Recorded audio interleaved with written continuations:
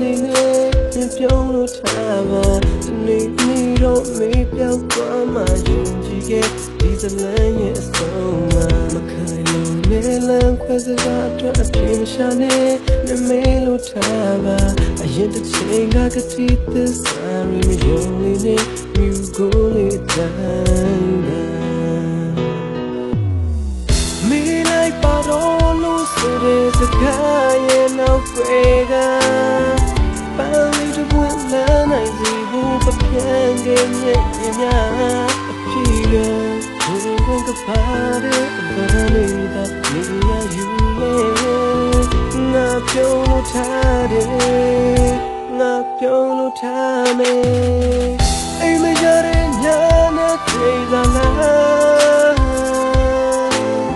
အသက်ကွယ်သမားလေးတစ်ချမ်းနဲ့မြင်များချလိမ့်မလားမပြေဆုံးသူဒီလူဘဝရဲ့အကျဉ်းဝင်ကလည်းမလားနဲ့တော့ဒီစင်မလေးဒီမှာကောင်းဆုံးဖြတ်ချက်ခုကျွတ်နာချလေငါပြုံးလို့ထားမယ်ချစ်သူဘဝတရားစီဘုံနှလုံးသားတစ်စုံအားပြုဝတ်ထားတယ်မေ့တဲ့ဖို့တွေ့ထားတဲ့လောက်မလွယ်ပြီမဲ့ချိန်မီလို့သွားမယ်မရည်ရတဲ့နောက်ဘဝတစ်ခုမှငါမျောနေခဲ့ဒီဘဝတော့ဝေး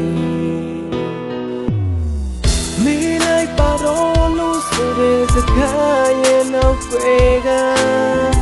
ပန်းလေးတစ်ပွင့်လမ်းနိုင်စီဘူးပပြန်ခဲ့မြဲ့များအဖြစ်က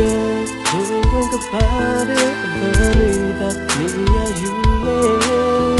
ငါပြုံးလို့ထားတယ်ငါပြုံးလို့ထားမယ်အိမ်မရတဲ့ညနဲ့ချိန်သာလားအသက်ကွယ်သမားလေးတစ်ချမ်းနဲ့မြင်များချလိမ့်မလားမပြေဆုံးသူဒီလူဘဝရဲ့အကျဉ်းဝင်ကလည်းမလားနဲ့တော့ဒီစင်မလေးဒီမှာကောင်းမေးလိုက်ပါတော့လို့ဆိုတဲ့စကားရဲ့နောက်ွယ်က